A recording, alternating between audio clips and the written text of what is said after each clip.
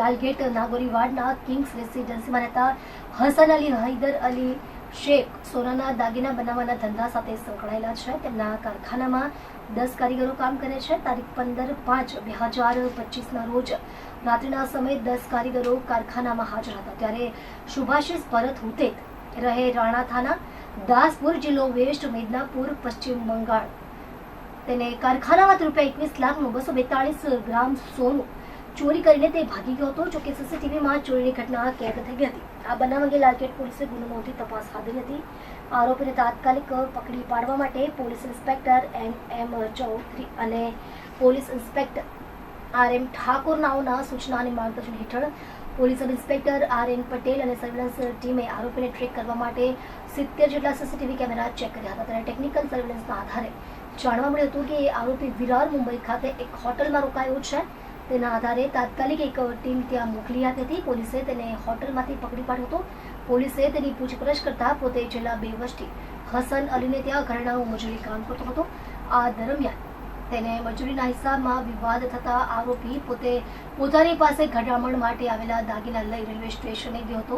તેના પરિવારને અગાઉથી મોકલી આપ્યો હતો. ત્યાં ભેગા થઈ વતન પશ્ચિમ બંગાળ જવાનું નક્કી કર્યું હતું, પરંતુ સીધી ટ્રેન ન હોવાથી ખાનગી વાનમાં વિરાર મુંબઈ ખાતે જઈ હોટલ આદિત્ય રેસિડેન્સી ખાતે રોકાઈ ગયા હોવાની કબૂલાત કરી છે. પોલીસે ચોરીનો તમામ માલ કબજે કર્યો છે. તારીખ 15/5/2025ના રોજ લાલગેટ પોલીસ સ્ટેશન ખાતે એક નોગર ચોરીનો ગુનો દાખલ કરવામાં આવેલો હતો. ગુનાની વિગત એવી હતી કે અરજદાર જે છે હસન અલી હૈદર અલી શેખ, એનું સોનાનું અને ઘરેણાનું કામ હતું.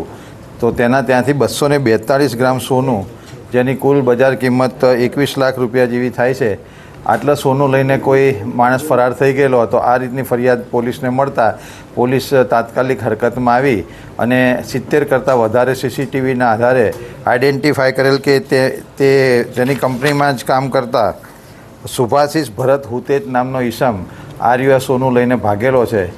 આ જે આરોપી છે તે આ 242 ગ્રામ સોનું લઈને પોતાના મૂળ વતન વેસ્ટ બેંગાલ ખાતે ભાગી રહેલો હોય, પરંતુ પોલીસને આ માહિતી મળતા તાત્કાલિક પોલીસે ગણતરીના કલાકોમાં આરોપીની વિરાર મુંબઈ ખાતેથી ધરપકડ કરેલ છે અને તેના પાસેથી પૂરેપૂરો 100% રિકવરી કરેલ છે.